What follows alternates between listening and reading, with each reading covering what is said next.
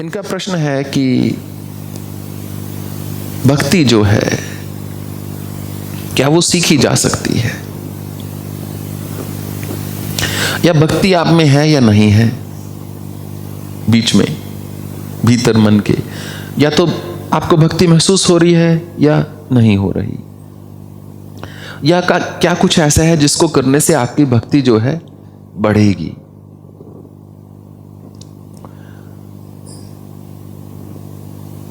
जो एक सच्चा आस्तिक होता है, यदि वो कभी नास्तिकता की परीक्षा से ना गुजरे तो वो सच्चा आस्तिक नहीं। जिसके विश्वास में कभी संशय ही ना आया हो, वो क्या जानेगा कि उसका विश्वास कितना दृढ़ है। जिसने कभी ईश्वर पे प्रश्न ही ना उठाया हो, वो क्या जानेगा कि मेरा ईश्वर के साथ संबंध कितना प्रगाढ़ है।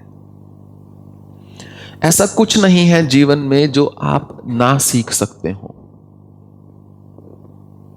सब चीज सीखी जा सकती है, भक्ति भी सीखी जा सकती है। वो मन में जो भक्ति का भाव है उसको बढ़ाया जा सकता है, परंतु ऐसी बहुत सी चीजें हैं जो सिखाई नहीं जा सकती।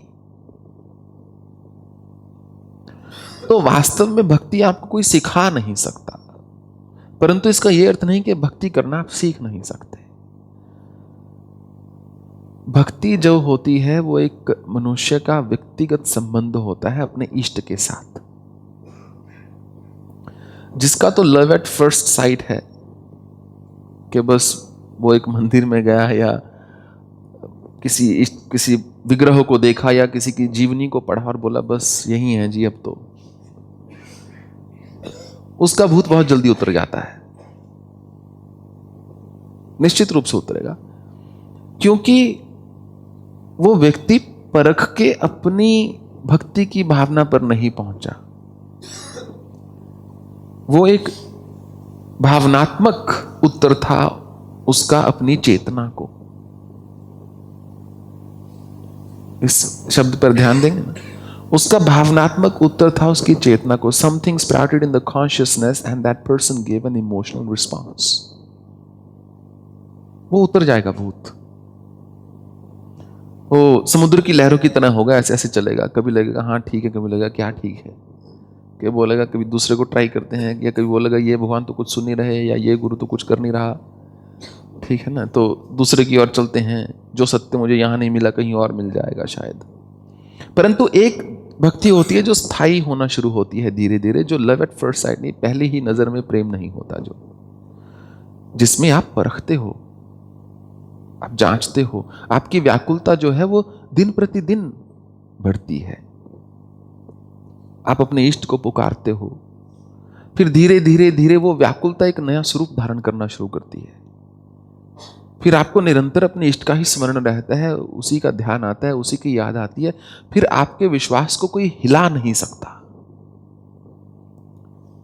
लाख लोग बोलेंगे अरे पढ़े लिखे होकर भी भगवान को पूजते हो, पढ़े लिखे होकर भी मंदिरों में जाते हो, पढ़े लिखे होकर भी विग्रह पर दूध चढ़ा रहे हो, इतनी भारी मूर्खता। पढ़े लिखे होकर भी ये संतों के चक्रों में पड़े हुए हो। बहुत होंगे ऐसे आपको वो भाषण देने वाले, पर उस समय ही पता चलेगा जब ऐसी बातें सुनेंगे आपका विश्वास कहां पर खड़ा है। जितना ज्यादा आपका दृढ़ विश्वास होगा उतने ज्यादा प्रश्न चिन्ह लगेंगे आपके ऊपर। जब आपके विश्वास में कोई दृढ़ता ही नहीं है, जब आपके विश्वास में कोई बल ही नहीं है, तो कोई क्या प्रश्न उठाएगा। फिर तो पता है आप एक कच्चा पेड़ हो, हवा इधर को हुई तो इधर को झेल लोगे, इधर को हुई तो इधर को हो जाओगे। पीपल का पेड़ ऐसे नहीं होता कभी, वो केवल आवाज करता है खड़ खड़ खड़ खड़ कर, वो ऐसे नहीं झूमता। ऐसे झूमना, जो पेड़ बहुत ऊंचा उठा होता है ना अकेला ही, वही झूमता है ऐसे, या बहुत कच्चा होता है पौधा। तो विश्वास कच्चा है तो झूमोगे ही इधर उधर इधर उधर इधर उधर। तो यदि आप निरंतर ईश्वर का स्मरण करना शुरू करेंगे तो ये एक फिर वैवाहिक संबंध की तरह हो जाता है। टेंशन रहती है पर पर बॉन्ड भी है एक, कि ठीक है मरना तो है, अकेले नहीं मरूंगा।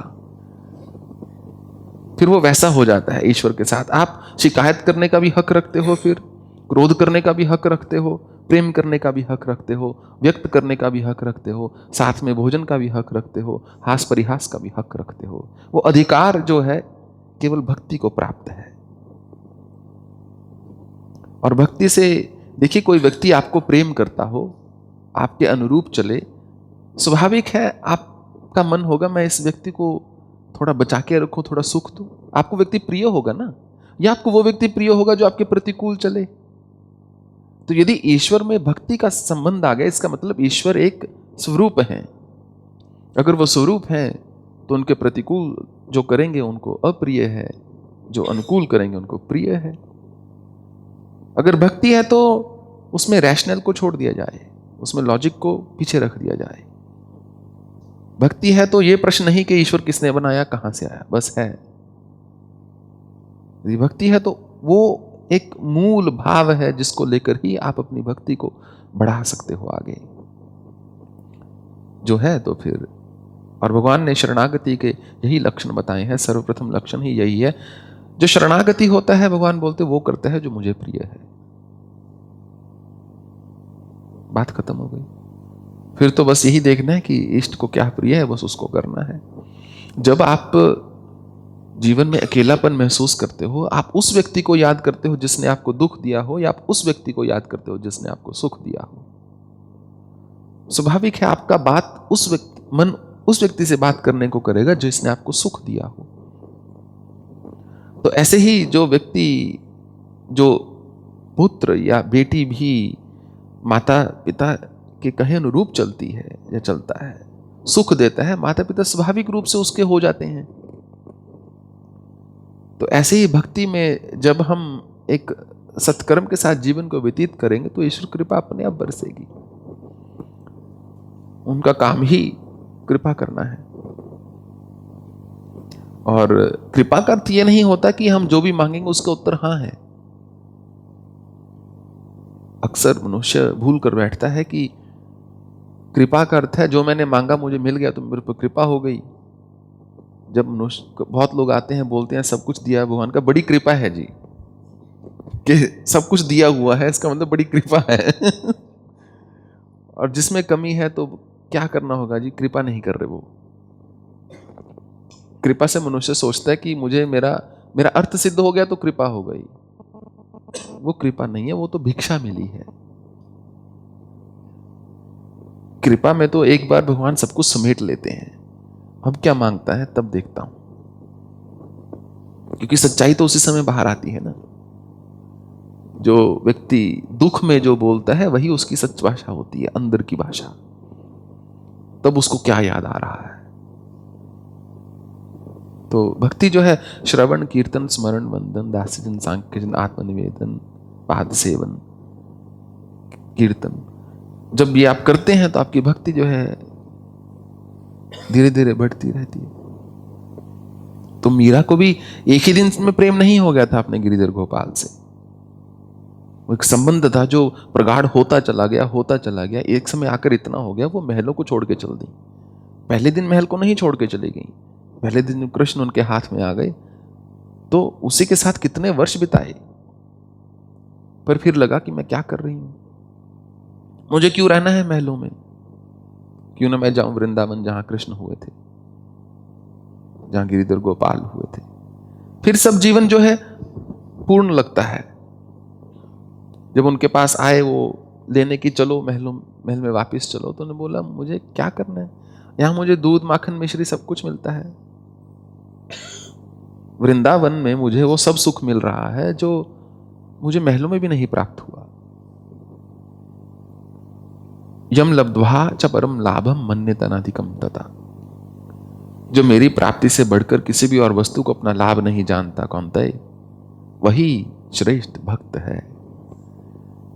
जब भगवान आपकी लिस्ट में होते हैं पर ऊपर नीचे कहीं एंड में ये हो जाए वो हो जाए, पहले ये मिल जाए वो मिल जाए, पर मुझे भगवान भी चाहिए जी। 50% लोग जो मेरे पास आके साधना की बात करते हैं 50%, मे बी बिट मोर। पहले वो संसार का प्रश्न करेंगे कि ये मेन प्रॉब्लम है जी। सच में जब 5 मिनट खत्म होने वाले होते हैं, हाँ जी और मुझे थोड़ा साधना के बारे में बता दीजिए, इसके बारे में क्या करूं। और 50% और 45% ऐसे होते हैं जो पहले साधना के बारे में बात करेंगे कि साधना के पथ पर कैसे चलूं जी। और मैं सीरियस होकर आंसर देना शुरू कर देता हूं। जैसे टाइम खत्म होता है फिर बोलते हैं अच्छा एक मैं क्वेश्चन पूछना भूल गया, एक मेरी प्रॉब्लम थी जी, ये इस कोर्ट केस का क्या होगा, या इस समस्या का क्या होगा, या लाइफ में उस प्रॉब्लम का क्या होगा। मन बना लो क्या करना है, संसार में जीना कोई बुरी बात नहीं है, क्यों साधना के चक्रों में पड़ना। Billions of people who don't do sadhana, are they not happy? They are just perhaps as happy as anybody else. और ये तो याद रखना, भक्ति का जो मार्ग है ये आंसुओं से भरा मार्ग है। इसमें पहले आप रोते हो क्योंकि ईश्वर दिख नहीं रहे, फिर दिखे वो तो थोड़े समय के लिए, फिर आप रोते हो विरह में। अगर हंसना है तो कॉमेडी देखिए। ये चलो मेरे पर वचन सुन लीजिए। पर अगर आपको भक्ति के मार्ग पे चलना है तो बस रोने को तैयार रहिए। हंस हंस कुंथ ना पाया, जिन पाया तिन रोए। हंसी खेली पिया मिले, तो कौन सुहागन होए। ये तो एकदम दुख का मार्ग है, जान के रखना। क्योंकि भक्त कंगाल भी हो जाएगा एक समय पर आके। एक भक्त के पास कुछ नहीं बचेगा, क्योंकि एक भक्त जब भक्ति में डूबना शुरू करता है वो संसार से कटता चला जाता है, वो संसार से दूर होता चला जाता है। सब चीज उसको नीरस दिखनी शुरू हो जाती है।